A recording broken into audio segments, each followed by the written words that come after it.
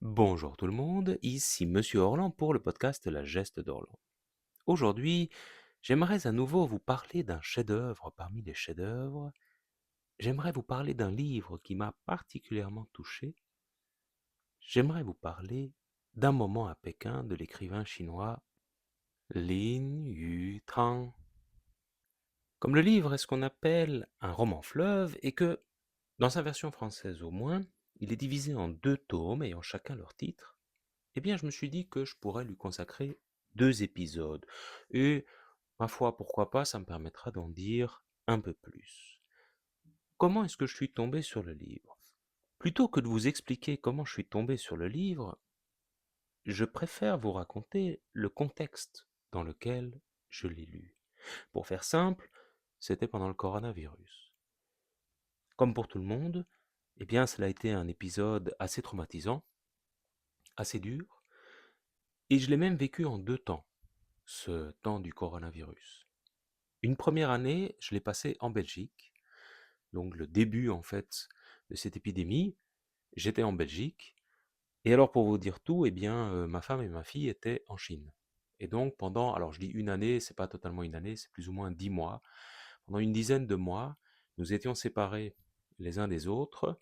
Je ne savais pas quand j'allais pouvoir revenir en Chine, et c'était assez difficile de ce point de vue-là.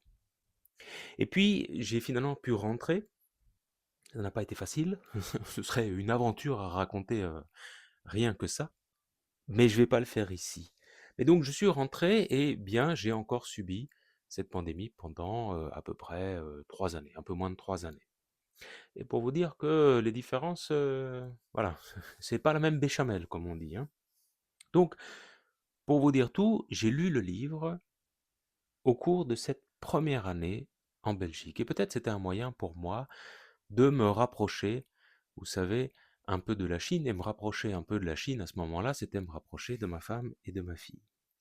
J'avais eu des réticences à le lire jusque-là pour un détail qui va vous sembler insignifiant, mais c'est pour vous dire, j'ai vraiment un blocage, parce que les noms qui sont utilisés, les noms chinois, ne sont pas transcrits en pinyin. Donc le pinyin, c'est la transcription en lettres latines. Si vous voulez, c'est le système. Donc pour l'écriture, vous avez en chinois les idéogrammes, mais vous avez un système de transcription qui est, comment dire, en lettres latines. Mais la prononciation est vraiment spécifique. Donc, par exemple, le X ne va pas se prononcer X, il va se prononcer plutôt S. Vous voyez, pour dire merci, par exemple, on ne dit pas xie xie, on dit xie xie.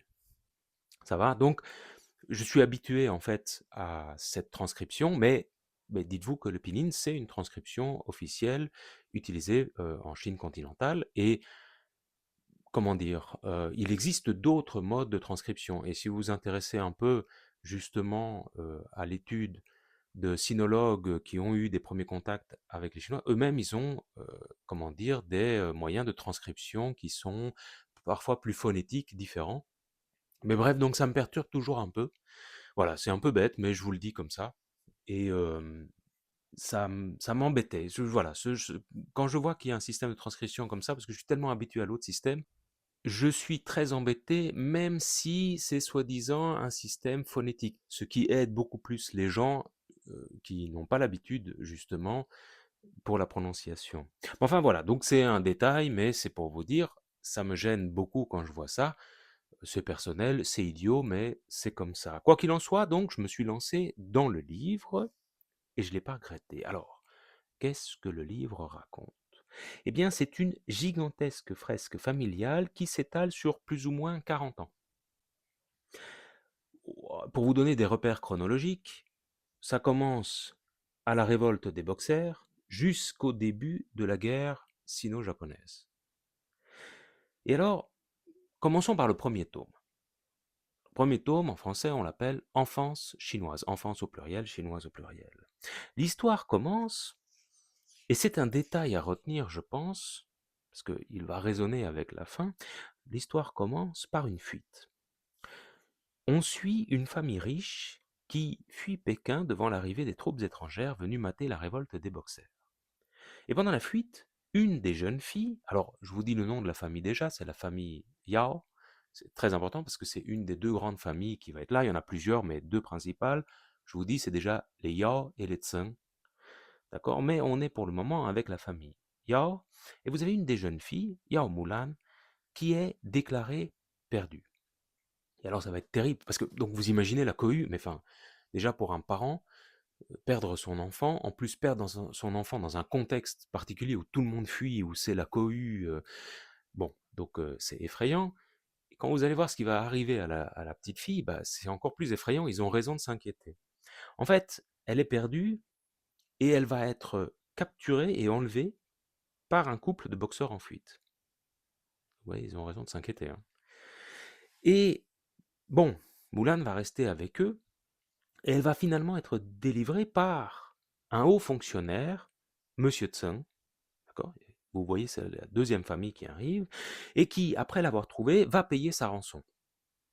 Et alors, Mulan va passer 2 mois avec eux avant de retrouver ses parents. Et alors, en fait, la famille Tseng, elle connaît déjà un peu la famille Yao, mais il ne sait pas, donc ils ne sont pas si proches que ça à la base.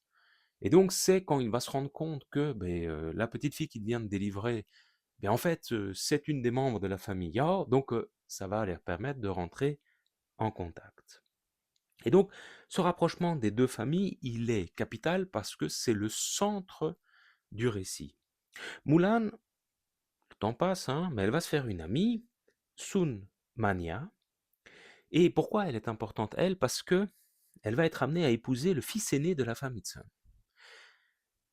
Et alors, cette Mania est présentée comme une beauté classique. Elle a toutes les caractéristiques de la bonne épouse chinoise, elle a les pieds bandés. Et pourquoi je vous raconte tout ça? Parce que elle est le modèle type de la beauté classique. Et il faut imaginer qu'au début du XXe siècle, la Chine vit une période d'énormes bouleversements. En fait, on change de monde. Il faut bien imaginer que au début du roman, on est encore dans l'Empire chinois. D'accord? Dans la dernière dynastie. Et puis, eh bien, elle va être renversée, il va y avoir une révolution, il va y avoir l'instauration d'une république, puis il va y avoir beaucoup de troubles. Et donc, pour vous dire, les mentalités vont changer complètement. Et ça, je pense que pour un lecteur non chinois, c'est très difficile à comprendre parce que justement, il n'a pas cette habitude-là, il n'a pas conscience de ce poids, on va dire, historique dedans. Et donc, Mania, elle est présentée comme l'idéal féminin, la bonne femme qui va être une bonne maîtresse de maison. Alors, je ne vous dis pas que c'est mon idéal féminin. Parler d'idéal féminin, c'est un peu idiot, parce que il y a autant d'idéal féminin qu'il y a de femmes, on va dire, hein, et pareil avec le masculin. Mais c'est pour vous dire, c'est dans la conception, dans l'idée de la société de l'époque. Et en fait, elle arrive à un moment charnière, et sa copine Mulan, eh ben, elle n'est pas comme elle. Et c'est très très intéressant parce qu'elles vont être très amies, mais elles vont représenter en fait des types un peu différents. Parce que je vous dis, par exemple, Mania, elle est très conservatrice, elle a été éduquée comme ça. Eh bien, Mulan, elle est plutôt ouverte aux idées modernes. Et vous allez voir, c'est très très intéressant parce que ça permet justement de confronter un peu ces points de vue qui pouvaient circuler à l'époque. Mulan est ouverte aux idées modernes, mais il n'y a pas qu'elle. Son père aussi est ouvert aux idées modernistes. Et par exemple, il n'a pas voulu bander les pieds de sa fille. Donc vous savez, hein, les pieds bandés, c'est le fait de serrer les pieds, serrer les pieds. Alors vous avez des tout petits pieds, mais ça provoque des déformations horribles pour les pieds, hein. Enfin voilà, je trouve que c'est torturer en fait les gens.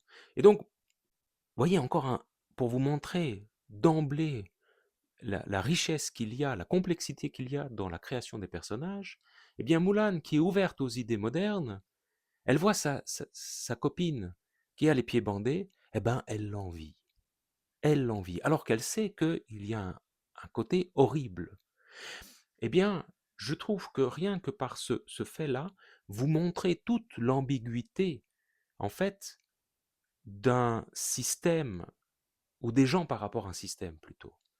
Parce que individuellement, une personne ne peut résister que très difficilement face à une idée qui est largement acceptée.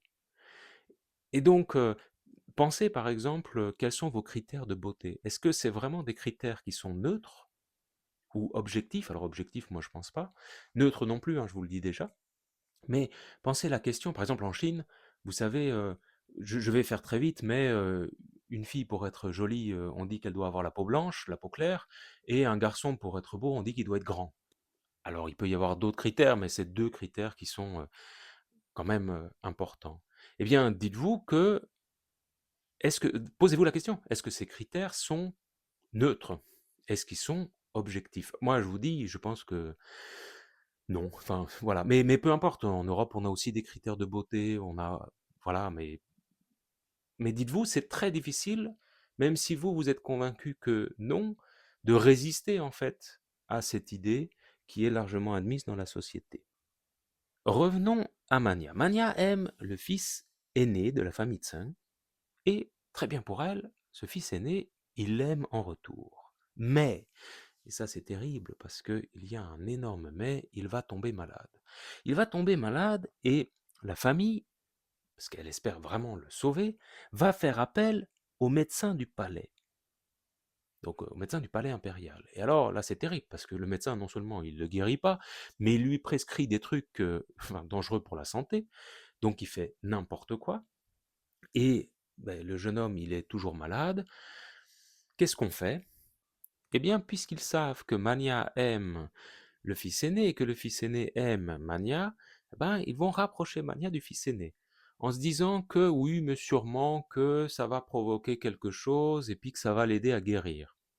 Oui, oui, c'est ça, c'est ça. Et alors, ils vont même aller jusqu'à organiser un mariage entre les jeunes gens, comme, vous savez, dernière chance de le sauver.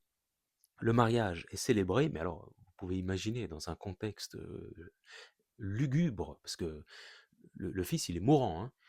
Donc, le mariage est célébré, et alors, le lendemain des noces, c'est terrible, Tseng Pingya, c'est le nom du garçon, eh bien, meurt, et Mania devient veuve. Ça, c'est terrible. Et veuve, ça veut dire, c'est fini, elle va plus pouvoir se remarier. C'est son statut maintenant. Elle est passée de jeune mariée à veuve du jour au lendemain. Et il n'y aura pas d'enfant, il n'y aura pas de... Voilà, elle va être mise sur le côté, c'est fini. Elle ne pourra plus se remarier non plus. La seule chose, on va dire, dont elle pourra se consoler, c'est qu'elle est très bien acceptée dans la famille. Je ne vous l'ai pas dit, les deux familles, c'est des familles très aisées, très riches. Et donc elle pourra vivre là, et au moins, ben, voilà, elle aura une place dans la vie. Mais vous imaginez, hein, c'est quand même terrible. Et alors, évidemment, la famille organise l'enterrement du jeune marié. Et pourquoi je vous dis tout ça? Je vous donne ces éléments-là. Bah, d'abord parce que ça fait partie de l'histoire, mais c'est aussi un point qui est intéressant, c'est que l'écrivain ici profite de ces occasions-là pour montrer en fait. Par exemple, dans l'enterrement, il y a beaucoup de règles, il y a beaucoup de choses, et c'est vraiment pas facile. Alors, pour vous dire, j'ai vécu plusieurs enterrements en Chine, dont un où j'étais même acteur, un des acteurs.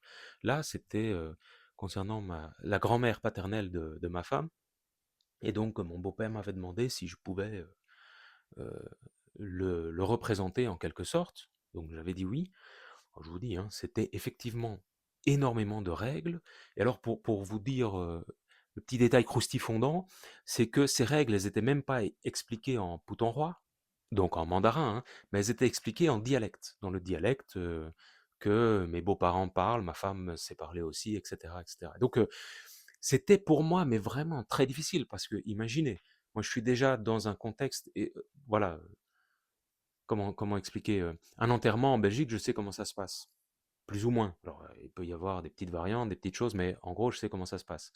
Donc, un enterrement en Chine, je ne sais pas comment ça se passe. Et pour vous dire, ça ne se passe pas d'une façon. En fonction de où vous êtes en Chine, la Chine c'est très grand, il peut y avoir beaucoup de variantes.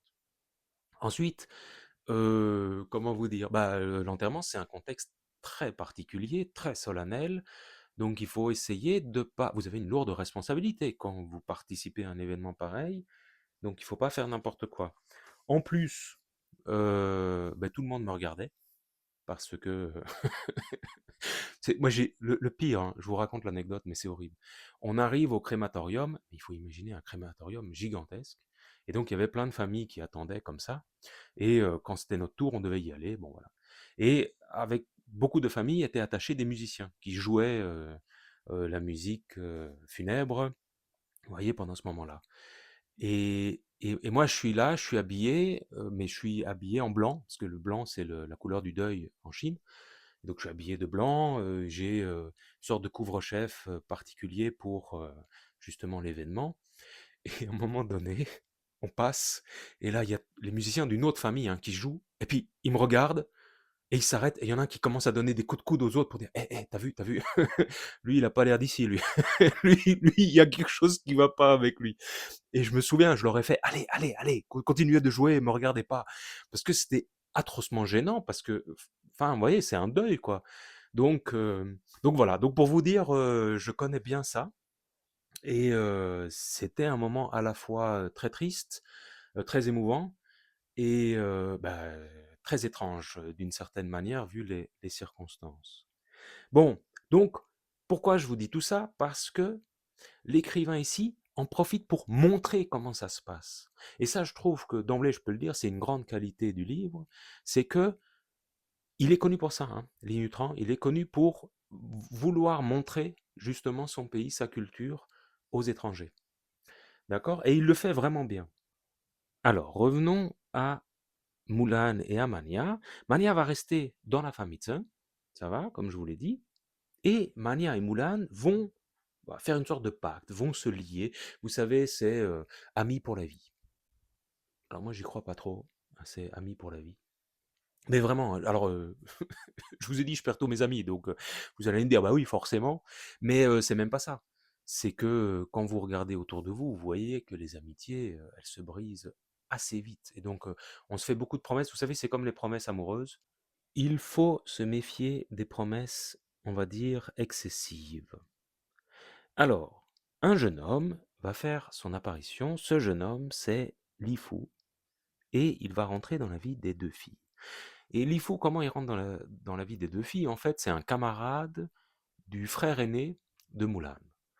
Et c'est de nouveau intéressant parce que Li Fu, c'est un jeune homme de condition modeste, mais qui est intelligent, très capable et très volontaire. Et je vous dis tout de suite, Mulan, elle va pas rester indifférente face à lui. Et c'est intéressant de nouveau parce que, hop, nouveau contraste. Vous voyez, Mulan, Mania, c'est contraste, modernité, on va dire conservatisme. Eh bien, vous avez Li Fu, jeune homme intelligent, ambitieux, capable, volontaire, et hop, le fils aîné de la famille A, eh bien lui, c'est un bon à rien. Et donc ces paires sont très intéressantes parce qu'elles permettent justement d'offrir des contrastes. Mais ça marche bien, franchement ça marche toujours bien. Alors, de nouveau, il y a un mais, parce que Mulan, elle aime Li Fu, mais voilà, même si Mulan l'aime, elle ne peut pas empêcher les calculs sociaux des mariages devant servir à lier des familles. Et elle a déjà été promise à quelqu'un, elle a déjà été promise à un des fils de la famille Tseng, et c'est sa petite sœur, alors Mosho, qui va se marier avec Li Fu. Et donc, vous allez me dire, mais attendez, c'est pas possible là, parce que moi on m'a dit que la famille Yao c'est plutôt des modernistes, ils sont ouverts aux idées modernes. Oui, oui, oui, oui, oui, mais vous savez, dans la vie, c'est pas A ou B, hein, c'est pas tout blanc, tout noir, c'est contrasté. Et donc, même si la famille Yao est plutôt ouverte aux idées nouvelles, mais les mariages arrangés, c'est une pratique qui se fait, c'est une pratique courante qu'ils ont totalement intégrée.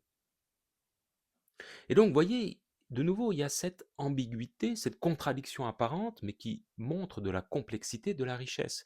Parce que, je vous dis par exemple, les deux sœurs, Mulan et Mosho, eh bien, elles vont étudier dans une école moderne. Le père veut que leur fille soit indépendante, soit capable, soit intelligente, soit capable de se débrouiller seule.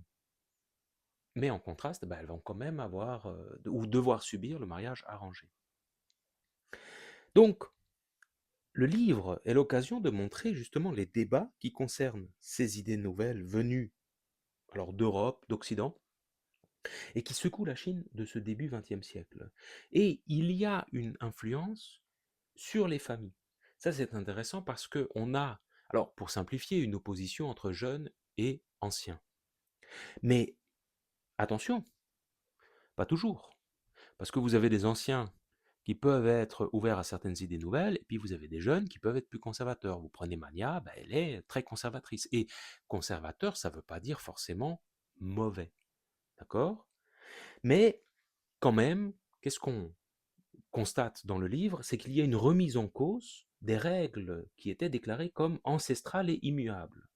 Et alors attention, hein, moi j'invite à réfléchir sur le caractère ancestral et immuable. Deux choses là-dessus. Un, pourquoi est-ce que ce qui n'a jamais changé ne devrait pas être changé? Alors, moi, je ne vous dis pas qu'il faut tout le temps tout changer, mais posez-vous la question. Ce n'est pas parce qu'on fait quelque chose depuis très longtemps que c'est une bonne chose. D'accord? La deuxième chose, c'est est-ce que c'est vraiment ancestral et immuable? Parce que ça, c'est quelque chose qui m'agace un peu, c'est quand on entend que, ah oui, il y a des sociétés où rien n'a bougé pendant 2000 ans. Vous voyez, les gens, ils ont toujours fait la même chose, ils ont toujours le même langage, la même façon de parler, la même façon de penser. C'est pas vrai. C'est pas vrai dans l'espace et c'est pas vrai dans le temps. Et c'est heureux, je vais dire, parce que la vie, justement, c'est riche, c'est contradictoire, c'est complexe, et donc c'est pas un bloc monolithique où tout le monde faisait de la même façon tout le temps, et puis d'un coup il y a des étrangers qui arrivent et hop, la modernité, et hop, vite on change tout. Ben non, c'est beaucoup plus complexe que ça.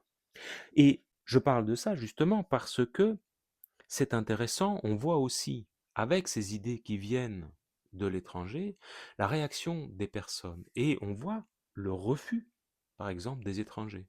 Une sorte de xénophobie. Alors pas dans toutes les familles, et à différents degrés. Mais il faut imaginer que bah, les étrangers, dans la famille de Tseng, par exemple, ils sont pas très bien vus. Et le père, il les aime pas du tout. Et puis bon, il va quand même dire: «Oui, ils connaissent pas les convenances». Et alors, moi, c'est quelque chose que j'ai toujours envie de dire: «Oui, on connaît pas les convenances chinoises». Mais est-ce que les Chinois connaissent les convenances, je sais pas, belges, françaises, et cetera? Eh bien, moi, je peux vous dire que, ça dépend. Il y en a pas beaucoup. Et c'est normal parce qu'ils vivent pas en France ou en Belgique ou voilà. Donc, vous comprenez ce que je veux dire. Les convenances, on en a tous. Je vais vous donner un autre exemple qui m'avait particulièrement agacé. Ça venait, d'une personne que je connaissais vraiment beaucoup, qui vivait en Belgique depuis des années et qui expliquait que, ah ben, en Italie, la famille, c'est très important, beaucoup plus qu'en Belgique. Et autant j'ai pas de problème avec la première partie, autant la deuxième partie m'embête beaucoup. Parce que c'est quelque chose que j'ai entendu en Chine aussi. Ah, la famille, c'est très important en Chine et c'est beaucoup plus important qu'en Belgique. Mais, pardon hein, de vous le dire, des fonctionnements toxiques dans la famille en Chine, moi j'en ai vu beaucoup, hein. Et je peux vous dire, je regarde ça de l'intérieur, les familles chinoises, c'est exactement comme les familles belges, les familles françaises, on retrouve la même chose parce que les gens sont les mêmes. Par contre, effectivement, il y a peut-être des structures sociales qui font que, eh bien, on peut évoluer différemment. Mais il ne faut pas imaginer que les gens attachent plus d'importance à la famille. C'est pas vrai. Enfin, les parents restent importants quasi partout. Enfin, je veux dire, vous voyez, il peut y avoir peut-être dans certaines de nouveau structures sociales qui peuvent être construites différemment, mais de même, alors, la vision de la famille, elle sera différente, mais elle sera toujours aussi importante. Je pense sincèrement. Mais voilà. Mais donc, ça vous montre justement le rapport ambigu qu'il peut y avoir, voyez, et que les gens, les personnages du livre ne sont pas tous gentils, jolis, beaux, etc. Bon, revenons à notre histoire et intéressons-nous au fils aîné de la famille. Ah, je vous avais dit c'était un bon à rien, eh bien je vous donne son prénom, il s'appelle Tijen. Il est tombé amoureux de sa servante, alors en français c'est écran d'argent, et cela pose problème. Et alors, son père, qu'est-ce qu'il va faire? Eh bien, il va décider de l'envoyer à l'étranger. Alors en Angleterre, si je me souviens bien, donc voyage assez loin, hein, pour faire quoi? Pour le faire mûrir. Et ça, c'est intéressant aussi parce que c'est des réflexes qu'on peut voir dans beaucoup de familles, mais surtout des familles plus fortunées, on va dire, donc qui ont l'argent pour ça, mais c'est-à-dire on va envoyer l'enfant très loin, qu'en fait, on va s'en débarrasser, hein, clairement. Et puis on va se dire, bon, ben allez, tout seul, il va mûrir un peu, et puis voilà. Ben oui, mais spoiler, ça marche pas comme ça. Et donc, ça arrange aussi la mère, parce que d'un côté, elle est très triste de voir son petit loulou, son petit fifi partir, et posez-vous la question aussi de, un, le père qui veut pas s'en occuper, la mère qui est là, mon petit fifi, mon petit loulou, voilà. Bah, ça crée parfois aussi des bons à rien. Et regardez, de nouveau, hein, il y a un contraste avec les petites sœurs ben, qui ont été dans une école, on va dire moderne, qui ont eu une éducation solide, etc., etc. Donc, vous voyez, c'est intéressant, hein. Je ne vais pas m'attarder sur les détails, mais ça peut s'expliquer pourquoi. Bon, je vous dis, le fils, c'est un bon à rien, c'est un incapable jusqu'au bout. Est-ce que vous croyez qu'il va aller en Angleterre? Eh ben, pas du tout. Il va s'arrêter à Singapour et il va se dire, ah, mais c'est bien ici. Il a l'argent du voyage et il va avoir une vie de débauche. Et il va prendre du bon temps avec l'argent du voyage, donc il va dilapider tout l'argent.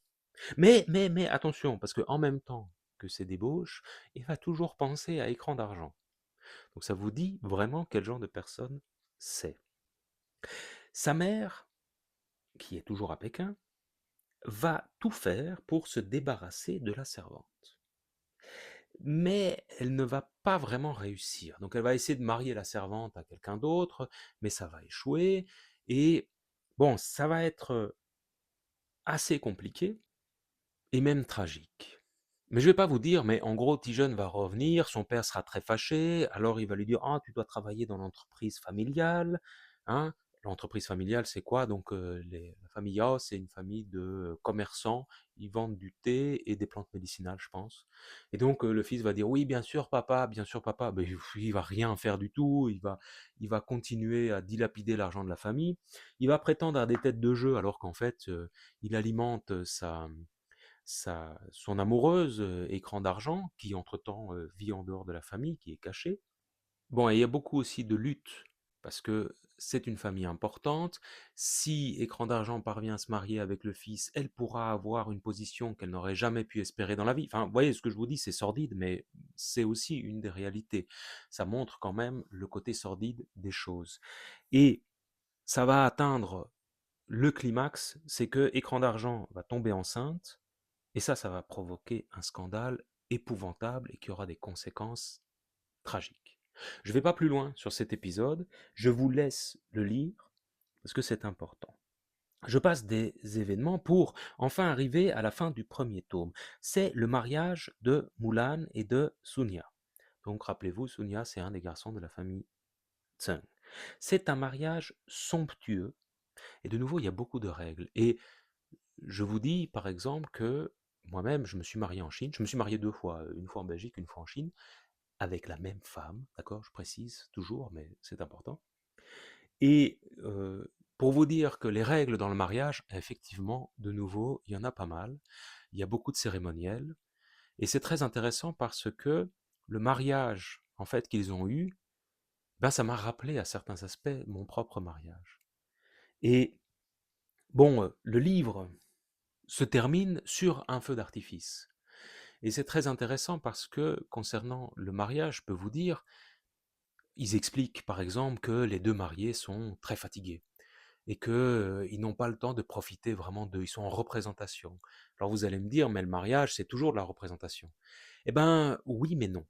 Parce que pour avoir fait dans les deux, je peux vous dire que en Belgique, c'était plus reposant. Et on était des acteurs, on était actifs dans notre mariage et on participait, on se mêlait aux invités. C'était très agréable. En Chine, c'était très agréable, mais bah, il faut accueillir tous les invités. Mais tous, hein, un par un, ils vont rentrer, il faut les saluer, merci, ils vont vous féliciter, etc. Et puis après, il faut faire les discours. Et puis moi, j'ai dû chanter, mais c'est vrai en plus. Et puis il a fallu, donc on avait une superbe table avec plein, un festin. Ben, en fait, on n'a pas pu manger nous, parce qu'on a juste eu le temps d'avaler deux, trois trucs, et puis après, on a dû faire des santés à toutes les tables.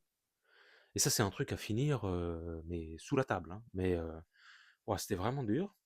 Et ben voilà, il y a tellement de choses que c'est très, très compliqué, très fatigant. Et mais je vous dis, c'est touchant parce que ça me rappelle ça. Et par exemple, à un moment, je pense, je pense que c'est leur mariage, mais ils expliquent qu'ils quittent la maison et alors ils sont accueillis par une foule qui les salue, etc., etc. Et ben, je vous dis la vérité, j'ai vécu la même chose. Et c'était vraiment très impressionnant. Pour vous expliquer, lors d'un mariage, on va dire qui respecte plus ou moins les traditions, normalement, ce qui peut se passer, c'est que le mari va aller chercher sa femme chez donc les parents de la femme, et puis il va la ramener en palanquin ou que sais-je, comment dire, dans sa famille à elle. C'est très symbolique, on ne doit pas être d'accord avec ça, mais je vous dis, voilà, ça peut fonctionner comme ça. Et alors, il y a toutes des phases intermédiaires, par exemple, quand vous allez, il y a toutes les demoiselles d'honneur qui vont vous empêcher d'atteindre la mariée, alors il faut payer, c'est prévu dedans, hein, donc vous voyez, donc il faut payer un peu, il faut donner des ronds-pas un peu à gauche, à droite, il faut graisser la patte, quoi, en gros. C'est vraiment ça. Puis il y a des jeux. Et alors des jeux, on vous dit: «Ah, tu dois faire, 20 pompes», ou alors tu dois dire, «Je t'aime» en, 15 langues. Et évidemment, je suis pas tout seul, j'ai, mes best men qui sont avec moi, qui peuvent m'aider dans certaines épreuves, bon voilà. Donc c'est très rigolo, c'est bon enfant, mais bon. Et puis, hop, j'arrive avec ma femme, je salue les parents, blablabla, et puis après je prends ma femme, je la mets dans le palanquin, moi je suis à cheval et on y va. Et bon, mais moi je suis pas chinois, donc je pouvais pas la ramener, chez mes parents. Donc ce qu'on a fait, c'est qu'on a mis ma femme dans un hôtel, la veille, et puis après moi je suis allé à cheval et j'étais de très mauvaise humeur parce que l'organisation, elle était chaotique et bon, j'étais pas encore vraiment habitué. C'était vraiment au tout début de mon arrivée en Chine, hein. Donc j'avais fait quelques voyages, mais j'étais pas encore au fait de comment ça se passe dans la vraie vie. Et c'était assez compliqué. Et donc je me souviens toujours, je suis à cheval, j'avais fait du cheval quand j'étais adolescent, donc j'étais pas dépaysé, et je suis là, et je tire la gueule. Et à un moment donné, j'imagine pas ce qui va arriver. Je vois un enfant, il devait avoir quoi, 6 ans, un truc comme ça, 6 7 ans, et je vois qu'il se tord dans tous les sens, comme ça, qu'il me regarde, etc. Et puis, voilà, autant je tirais la gueule comme ça, mais je vois un enfant, moi je peux pas tirer la gueule, donc il me regarde et tout, et je lui fais signe comme ça. Je prends mon chapeau comme ça, parce que j'étais habillé pour la circonstance, et je lui fais signe. Et là, je vous jure, c'est vrai, le petit garçon, il s'est fait pipi dessus, il était tellement excité, et puis il est rentré. Et à partir de ce moment-là, je me suis métamorphosé, j'ai dit voilà, écoute, tu as un rôle, tu dois tenir ton rôle, et donc j'ai fait Miss France. Voilà, j'ai salué la foule. Mais quand je vous dis qu'il y avait des centaines de personnes dans les rues, je crois même des milliers, sur tout le parcours, surtout le chemin du retour. Parce qu'il faut imaginer, moi j'étais à cheval, il y avait le palanquin derrière avec ma femme, il y avait, comment dire, des porteurs de d'oriflammes, enfin, et il y avait des musiciens, etc. Donc on était un petit cortège, mais toute la ville s'est arrêtée pour nous. Et donc je saluais tout le monde, et tout le monde était heureux. Et 6 mois encore après, on m'en a parlé, en ne sachant pas que c'était moi. Ça, c'était vraiment très très drôle. Mais bref, donc pour vous raconter tous ces événements-là, je vais m'arrêter ici pour ce premier épisode, mais pour vous dire que ce livre, il est très parlant pour moi parce que j'ai vécu ça, mais en fait, c'est pour vous dire, c'est vraiment un gage de qualité parce que moi j'ai vécu ce qu'il raconte d'une certaine manière.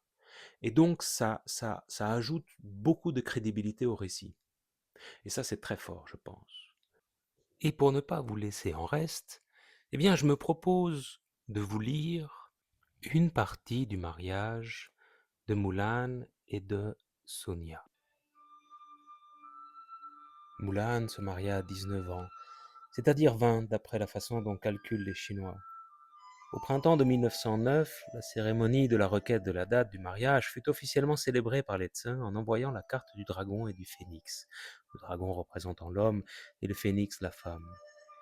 Cette carte fut accompagnée de gâteaux du dragon et du phénix, de soieries, de thé en feuilles, de fruits, d'oies vivantes et de 4 jarres de vin.